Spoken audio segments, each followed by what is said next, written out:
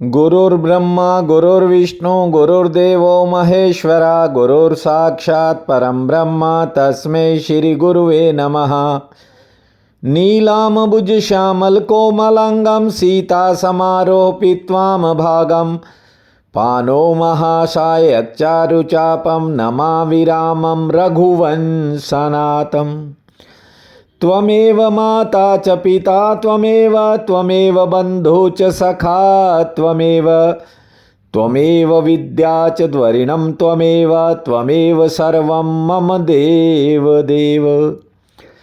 वासुदेवसुतं देवं कंसं चानुर्मर्दनं देवकी परमानंदं कृष्ण वंदे जगद्धम्।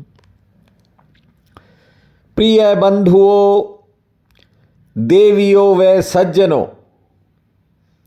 अब आपके सामने वो घड़ी सरकती हुई आ रही है जो बड़ी कीमती है।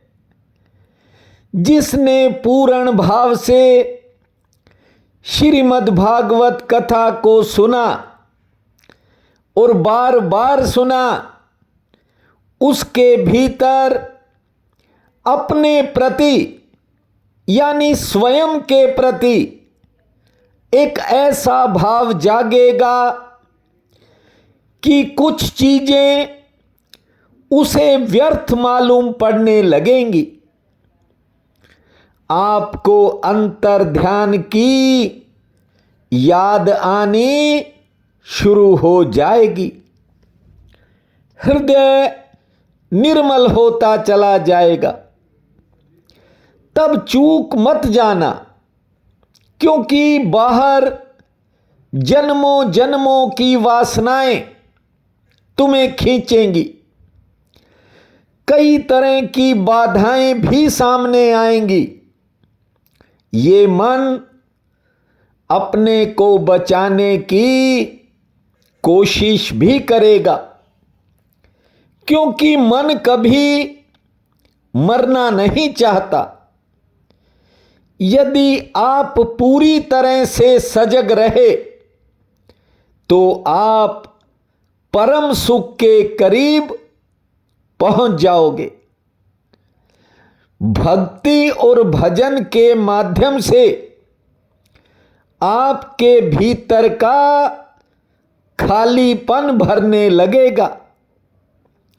मेरा अनुभव कहता है, कुछ लोगों के जीवन में दुख के अंतिम तारे ढलने लगेंगे और सुख के सूरज की किरणें लाली पकड़ने लगेंगी। बस थोड़ा धैर्य और जरा सी प्रतीक्षा करनी है। आपके जीवन में वह महत्वपूर्ण घटना घट सकती है जिसकी तलाश में आप जाने अनजाने भटक रहे थे। ध्यान से सुनिए। जब कोई करीबी मरता है तो लोग दहाड़े मार कर रोते हैं। उस रोने में एक अपराध भाव होता है, क्योंकि यहां ज्यादातर लोग अपनी जिम्मेवारियों से भागते हैं, इसीलिए ज्यादा रोते दिखाई पड़ते हैं, पश्चाताप करते दिखते हैं। आपको बता दूं, पश्चाताप उतनी मात्रा में होता है जितनी भीतर अपराध की होती है। इंसान को उतना ही पछतावा होता है जितना भीतर अपराध का भाव है। मैंने देखा है, एक बार नहीं 1000 बार देखा है। जब किसी के मां बाप की मृत्यु होती है तो संतानें रोती हैं, क्योंकि जब जीवित थे तब उनके पास 10 मिनट बैठकर उनके भीतर के भाव को नहीं जाना, कभी उनके पांव नहीं दबाए, अपनी मजबूरियां गिनाई, दबाना तो दूर उनके चरणों को छुआ तक नहीं, दुख में उनके पास बैठकर प्रेम की 2 बातें तक नहीं की, और जब वे चले गए तो फिर मौका ही नहीं रहा, और पूरी जिंदगी के लिए मन में एक अपराध का भाव रह गया, और अब उसे सुलझाने की कोई सुविधा नहीं है, क्योंकि वो तो रहे ही नहीं। जब थे तब हम अपनी मजबूरियां गिनाते थे।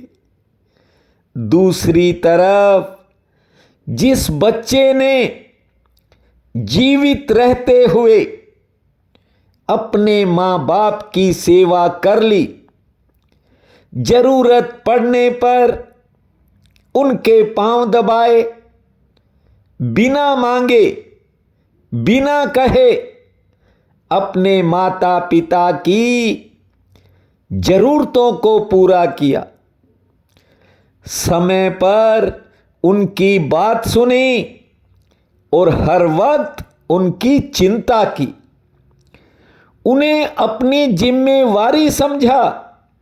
जानते हो, वो बेटा मरने पर पागलों की तरह नहीं रोता, वो तो मृत्यु को स्वाभाविक मानकर इतना ही सोचेगा कि एक दिन तो सभी ने जाना है।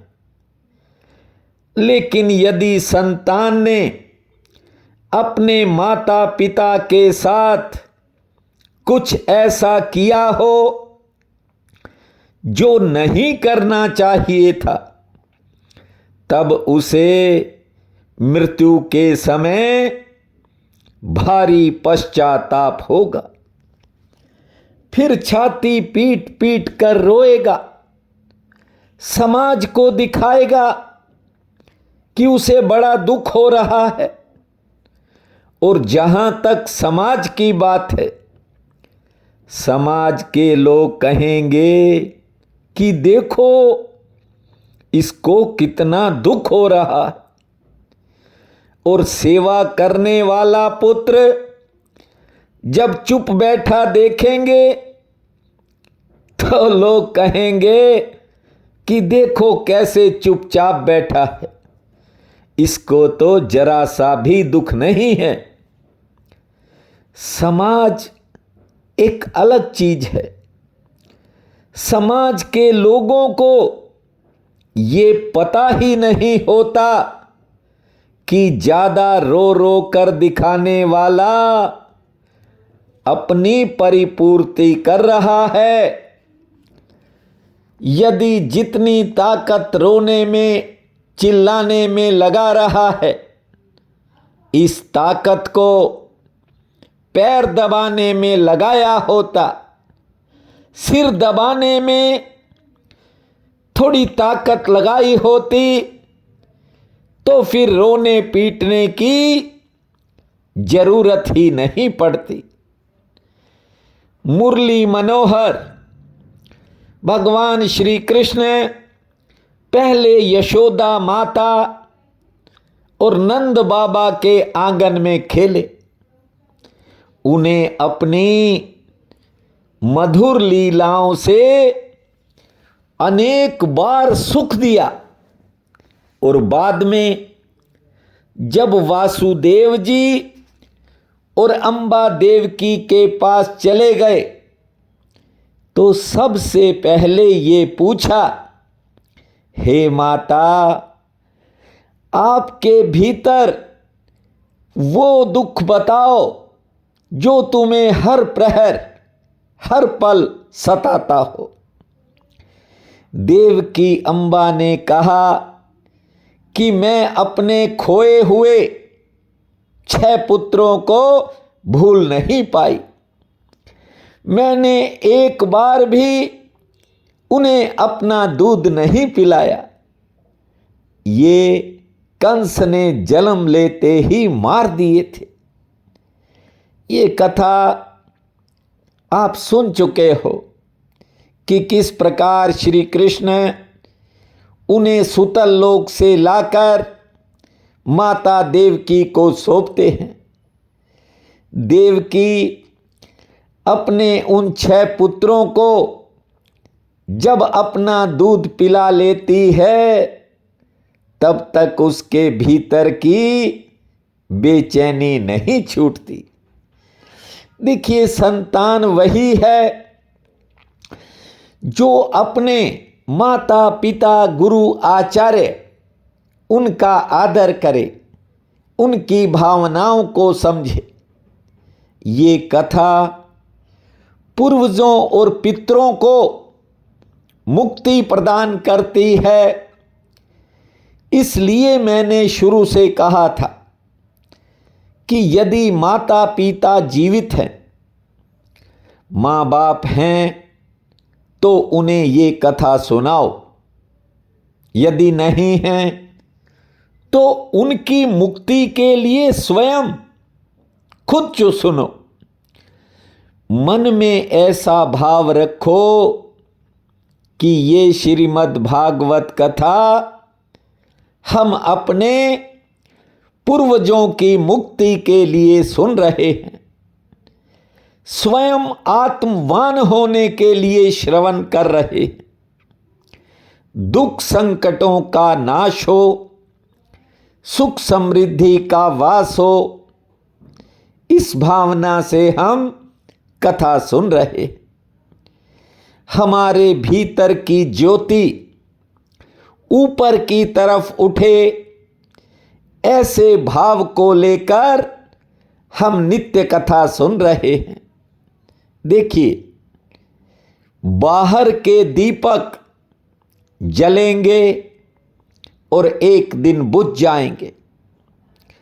ये ज्यादा दूर तक काम नहीं आते। यदि किसी प्रयास से एक बार भीतर का दिया जल गया, तो मौत भी उसे बुझा नहीं पाएगी। इसलिए ठाकुर के भजन में अपना मन लगाया करो। ये जो छोटी छोटी मुश्किलें आती जाती हैं, ये कब समाप्त हो जाएंगी आपको पता भी नहीं चलेगा। श्री कृष्ण गोविंद हरे मुरारी, हे नाथ नारायण वासुदेवा। श्री कृष्ण गोविंद हरे मुरारी, हे नाथ नारायण वासुदेवा। हे नाथ नारायण वासुदेवा, हे नाथ नारायण वासुदेवा। श्री कृष्ण गोविंद हरे मुरारी, हे नाथ नारायण वासुदेवा। जिस कुल में भगवान श्री राम का जन्म हुआ, उसे रघुकुल कहते हैं। रघु ऋषि का कुल है और इसी कुल में सत्यवादी राजा हरिश्चंद्र जन्मे। आज आपको हरिश्चंद्र के पिता त्रिशंकु की कथा सुना रहा हूं, पूरे ध्यान से सुनिए।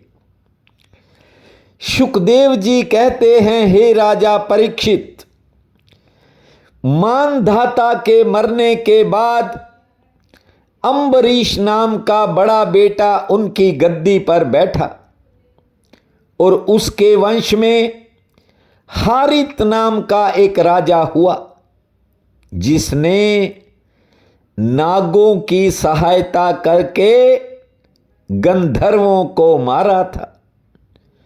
और नागों ने बड़ी खुशी से अपनी बहन उसको ब्याह दी थी और कह दिया था, तुम्हारी जाति को दुनिया का कोई सर्प सांप कभी दुख नहीं देगा। इसी हारित के वंश में त्रिशंकु नाम का राजा पैदा हुआ। ध्यान से सुनो। वशिष्ठ गुरु के पुत्रों ने उसे श्राप दिया। इसी कारण ये जो त्रिशंकु है ये चंडाल हो गया। फिर विश्वामित्र के वरदान से उसको स्वर्ग मिला। सुखदेव जी बता रहे हैं और राजा परीक्षित सुनते जा रहे हैं। पूछा कि हमें ये थोड़ा विस्तार से बताइए। आप भी ध्यान से सुनो। जो त्रिशंकु नाम का राजा है, एक दिन अपने गुरु वशिष्ठ से कहने लगा कि आप कोई ऐसा यज्ञ करवाओ जिससे मैं इसी शरीर के रहते स्वर्ग को चला जाऊं। वशिष्ठ जी ने कहा कि भाई हमें तो कोई ऐसा यज्ञ करवाना आता नहीं। जब त्रिशंकु ने वशिष्ठ के बेटों से ये बात कही तो उसे श्राप मिल गया चंडाल होने का। और त्रिशंकु जब रात को सोकर प्रातः उठा, उसका शरीर काला हो गया, कपड़े नीले हो गए। लोगों ने उसको छूना तक बंद कर दिया। घबरा गया और विश्वामित्र जी की शरण में जाकर कहा, हे महाराज, गुरु के बेटों ने मुझे श्राप देकर चंडाल बना दिया। मेरी इच्छा स्वर्ग जाने की थी, वो पूरी नहीं हुई, इसलिए मैं अब आपकी शरण में आया हूं। मेरी कामना जिस प्रकार पूरी हो आप वैसा कीजिए। विश्वामित्र हंसकर बोले, हे राजन, श्राप देने से आपका स्वरूप चंडाल के समान हो गया है। वह किसी तरह बदल नहीं सकता, पर मैं तुम्हें इसी रूप में स्वर्ग पहुंचा दूंगा। विश्वामित्र जी ने पृथ्वी के बहुत से बड़े बड़े ऋषियों को बुलवाया। जानते हो, वशिष्ठ गुरु के वे 100 पुत्र नहीं आए जिन्होंने त्रिशंकु को चंडाल होने का श्राप दिया था। इसलिए विश्वामित्र ने उन लोगों को श्राप दे दिया, डोम बना दिया और फिर राजा त्रिशंकु से यज्ञ करवाया। जानते हो, जब यज्ञ हो रहा था तो किसी भी देवता ने यज्ञ में से अपनी आहुति ग्रहण नहीं की। विश्वामित्र क्रोधित हो गए।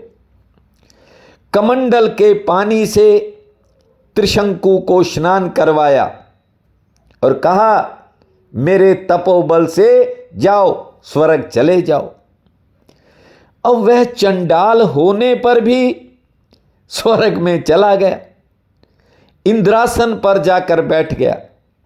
इंद्र ने देखा कि मेरे सिंहासन पर चंडाल बैठा है, लात मार दी त्रिशंकु को। देवताओं ने कहा, तू चंडाल है, तेरा सिर नीचे और पैर ऊपर करके गिर। चंडाल का ठिकाना स्वर्ग में नहीं है। गिरते समय त्रिशंकु चिल्लाया, विश्वामित्र को याद किया, कहा, इंद्र ने लात मार दी, मेरी मदद करो। यह सुनते ही विश्वामित्र ने उस त्रिशंकु राजा से कहा, तू वहीं रह। जब ऋषि की आज्ञा से उसी स्थान पर वो ठहर गया तो विश्वामित्र ने एक नया स्वर्ग तैयार कर दिया, दूसरे देवता बनाने लगे। देवता घबरा गए, विश्वामित्र की शरण में आए। महाराज, दूसरे देवता बनाने से हमारा अपमान हो गया। संसार और स्वर्ग तो ठीक है, लेकिन दूसरे देवता मत बनाइए। नारायण जी की आज्ञा के बिना कोई नई बात करना उचित नहीं है। विश्वामित्र बोले कि मैंने त्रिशंकु को स्वर्ग देने का वचन दे दिया है। ये मेरा बनाया हुआ नया स्वर्ग है, ये इसमें रहेगा। हाँ, यदि तुम कहते हो तो इस स्वर्ग में मैं दूसरे देवताओं की रचना नहीं करूंगा। विश्वामित्र ने दूसरे देवता न बनाकर अपना हुआ बनाया हुआ जो स्वर्ग था वो रहने दिया। जानते हो, वो आज तक है और ये राजा त्रिशंकु उसी स्वर्ग में उल्टे लटके हुए हैं।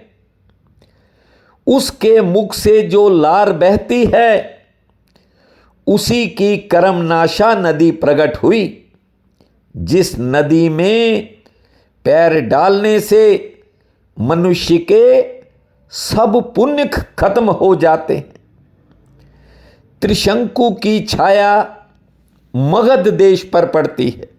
ध्यान से सुनो, इसीलिए मगध को मरने के लिए अशुद्ध कहते हैं।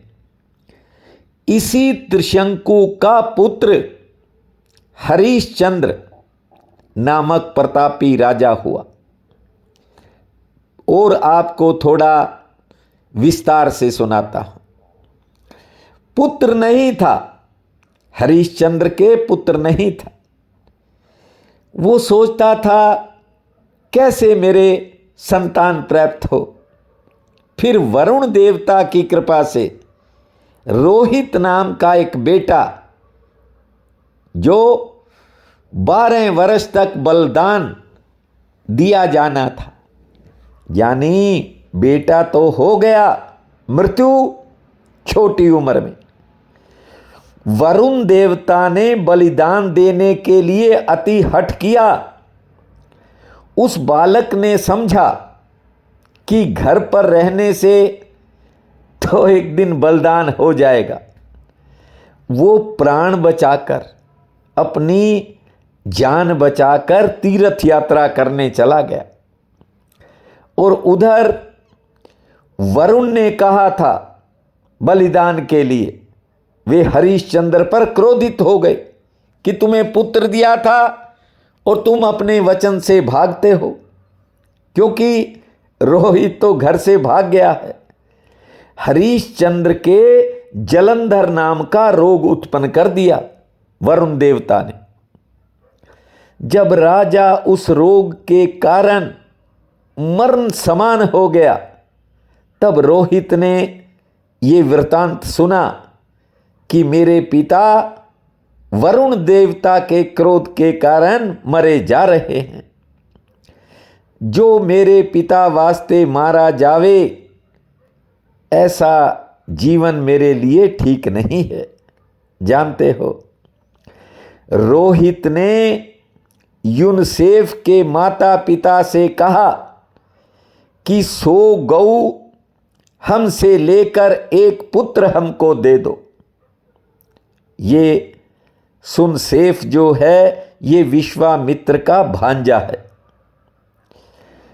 और उससे कहा है, जो उसके माता पिता हैं, कि आप 100 गौ ले लीजिए, गौएं, और हमें ये दे दीजिए। अब जो सुनसेफ का पिता था अजय कीर्ति, वो कहता है कि मेरा बड़ा बेटा मुझे बड़ा प्यारा है, उसे मैं नहीं दूंगा। और पत्नी कहती है कि मैं छोटे पुत्र को सबसे ज़्यादा प्रेम करती हूं, मैं उसे बेच नहीं सकती। माँ बाप की बातें सुनकर सुनसेफ ने कहा कि मैं मझला हूं, और माता पिता मेरे में मोह भी नहीं रखते, इसलिए मैं रोहित के हाथ बिक जाता हूं। यह वचन सुनकर अजय कीर्ति और उसकी जो मां थी, यानी जो सुनसेफ की मां है, वो चुप हो गई। 100 गौएं दे दी, मोल ले लिया उसे, और उसे अपने बदले वरुण देवता का जो बलिदान देना है उसको साथ लेकर उनके घर चला गया। लेकिन अभी घर पहुंचे नहीं, रास्ते में विश्वामित्र मिल गए। उन्होंने अपने भांजे को देखा कि ये तो बलिदान होने के लिए जा रहा है। वेद की ऋचाएं बताई हैं उनको और कहा कि नित्य पढ़ा करो, तेरी मृत्यु नहीं होगी। जब राजकुमार को बलिदान के लिए राज मंदिर पर ले जाया गया, जानते हो, विश्वामित्र ने वरुण देवता का चिंतन किया है, यज्ञ प्रारंभ किया और मन में विचारा कि राजकुमार के बदले सुनसेफ को बलिदान करना ये ठीक नहीं है। तो पहले तो देखो, विश्वामित्र जी ने अपने भांजे को बचाया और फिर आराधना करके, स्तुति करके वरुण देवता को प्रसन्न कर लिया। भांजे का बलिदान होने से बच गया और वरुण ने राजा हरिश्चंद्र को वरदान देकर उसका रोग छुड़ा दिया। जब रोहित और सुनसेफ दोनों के प्राण बच गए और वरुण देवता प्रसन्न हो गए, तब विश्वामित्र ने हरिश्चंद्र को ज्ञान का उपदेश दिया। उसके बाद ही उसने रोहित को अपनी राजगद्दी पर बैठाया है और धर्म पूर्वक प्रजा का पालन करने लगा और अंत में मुक्त हो गया। जो सत्य की राह पर चलते हैं उनकी मुक्ति को कोई रोक नहीं सकता, और जो गोविंद नाम को भजते हैं उनके जीवन में सुख आने की कोई बाधा बन ही नहीं सकती। गोविंद मेरो है, गोपाल मेरो है, गोविंद मेरो है, गोपाल मेरो है। अरे बाके बिहारी नंदलाल मेरो है, अरे बाके बिहारी नंदलाल मेरो है। गोविंद मेरो है, गोपाल मेरो है, गोविंद मेरो है, गोपाल मेरो है। अरे बाके बिहारी नंदलाल मेरो है, गोविंद मेरो है, गोपाल मेरो है। अब आगे की कथा भी आप ध्यान से सुनिए। ये जो हरिश्चंद्र के पुत्र हैं रोहित, अब आगे चलकर रोहित के वंश में चंपक नाम का एक राजा हुआ जिसने चंपापुरी बसाई थी, और चंपक के वंश में आहुक नाम का एक बड़ा प्रतापी राजा हुआ। जानते हो, इस आहुक के संतान नहीं थी और एक पुत्र पैदा करने के लिए राजा आहुक ने 1000 विवाह किए, लेकिन हरि इच्छा नहीं तो फिर 2000 करो और चाहे 4000 करो। 1000 विवाह के बावजूद संतान नहीं हुई। आहुक उदास रहता था और एक दिन अचानक नारद मुनि आ गए। पूछा, तुम हर समय उदास क्यों दिखलाई देते हो? आहुक ने हाथ जोड़कर विनय किया कि हे महाराज, मैं आपका परम भक्त हूं। मैंने 1000 विवाह की, मेरे पुत्र नहीं हुआ और यही चिंता मुझे दिन रात रहती है। नारद जी दयालु हैं। दया आ गई। आम का एक फल उसको दिया राजा आहुक को और कहा, जिस भी रानी को चाहो ये फल खिला दो, परमेश्वर की दया से बालक होगा। राजा ने वह फल जो था वो अपनी बड़ी स्त्री को खिला दिया, क्योंकि उस दिन उसके पास जाने का दिन था, उसकी बारी थी। जब वहां गया तो उसे खिला दिया। रानी के उसी दिन गर्भ रह गया, बालक नहीं उत्पन्न हुआ था। उन्हीं दिनों जो दूसरे राजा थे उन्होंने राजा आहुक पर हमला कर दिया, उसके राज्य को अपने अधीन कर लिया। लेकिन आहुक अपनी रानियों समेत भागकर वन में चला गया और एक ऋषियों का स्थान था, वहां उसने झोपड़ी बना ली, वहां रहने लगा। राजा बड़ी रानी के गर्भवती होने के कारण उससे ज्यादा प्रीति रखता था। 8 पहर उसी के पास रहता था और इसी कारण जो दूसरी रानियां थी उनमें ईर्ष्या रहती थी।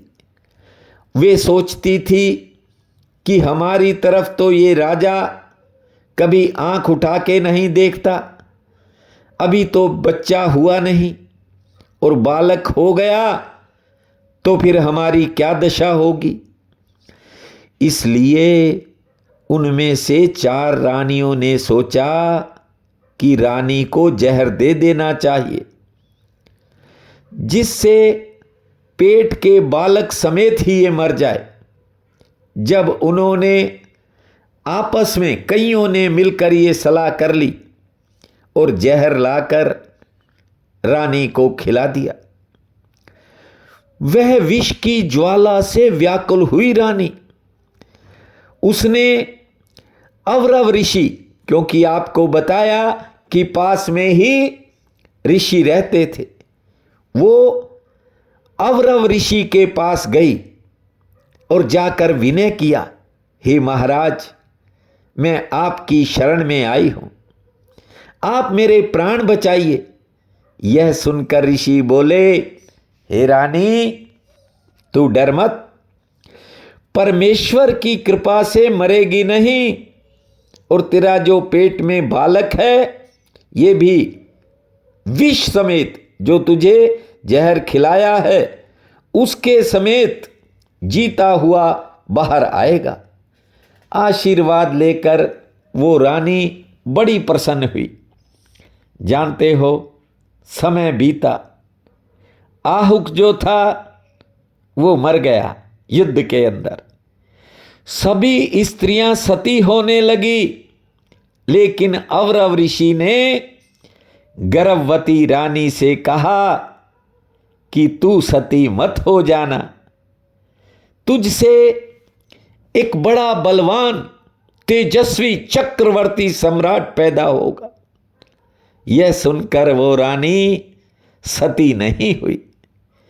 सब रानियां राजा के साथ जलकर सत्यलोक को चली गई और वो गर्भवती रानी उसी जगह कुटी बना करके रहने लगी। 10वें महीने उसके एक अति सुंदर तेजस्वी पुत्र उत्पन्न हुआ और उस बालक के साथ वह जहर भी पेट से निकला। देखिए, संस्कृत में विष जो होता है, जहर जो होता है, उसको गरल कहते हैं, गर्ग भी कह देते हैं। जो अवरव ऋषि थे उन्होंने ही उस बालक का नाम राजा सगर रखा। राजा सगर का नाम तो आप सुना होगा, कई बार भागवत में आया है। देखिए, ये वही राजा सगर हैं जिनके 60,000 पुत्रों को कपिल मुनि ने श्राप दे दिया था, जिनकी गति नहीं हुई थी, और इन्हीं के वंश में भागीरथ पैदा हुए जो तप करके गंगा को लाए थे। ये राजा सगर के जन्म की कथा आपको सुनाई है। और भी आगे का विस्तार थोड़ा इस कथा का है, ये हिस्सा भी अब आपको कल सुनाएंगे। देखिए, कथाएं बहुत हैं, समय अब कम है, एक एक करके सोचता हूँ जितना ज़्यादा हो सके, जितने महत्वपूर्ण श्लोक हैं उनके अर्थ जो हैं आपके कानों तक पहुँचे। परमात्मा की कृपा आप पर बने और आप निरंतर सुख समृद्धि से, सुख शांति से अपने जीवन को जिएं। इसलिए देखिए, अब समय हर दिन एक दिन घट जाता है। 5 नवंबर करीब आ रहा है और 1 नवंबर से 5 नवंबर तक आपने वो नियम निभाने हैं जो चातुर्मास में निभाए जाते हैं। एडवांस में बता रहा हूँ, आगे भी बता दूंगा 1 तारीख से पहले। एक समय भोजन करना है, अन्न एक समय ही, भूमि शयन करना 5 दिन तक, और भी जो जो विधान की चीज़ें साधारण हैं वे आपको बता दूंगा। आप जानते हो कि कठिन उपाय मैं नहीं बताता, सरलता और सहजता से जो चीज़ें बन पड़े आपको आगे चलकर विस्तार से बता दूंगा।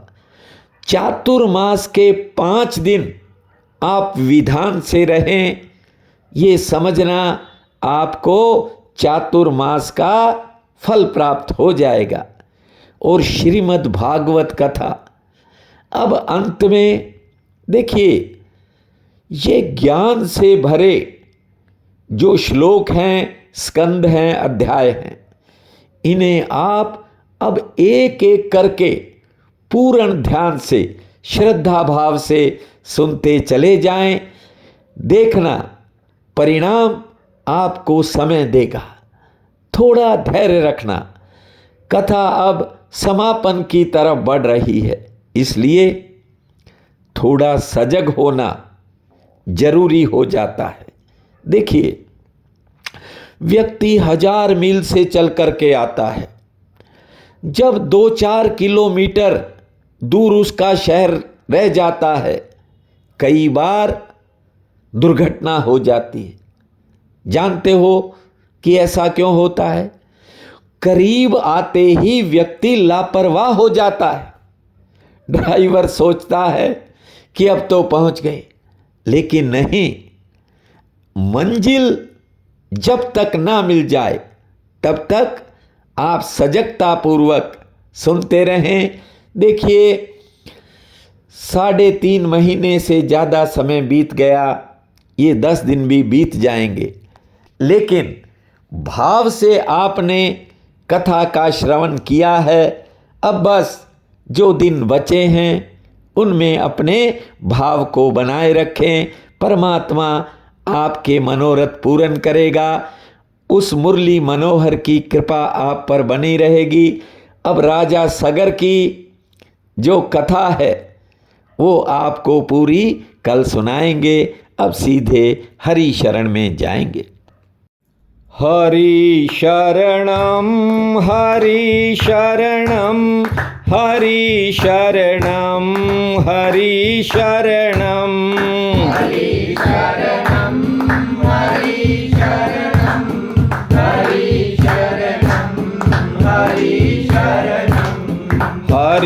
शरणं हरि शरणं हरि शरणं हरि शरणं हरि शरणं हरि शरणं हरि शरणं हरि शरणं हरि शरणं हरि शरणं हरि शरणं हरि शरणं हरि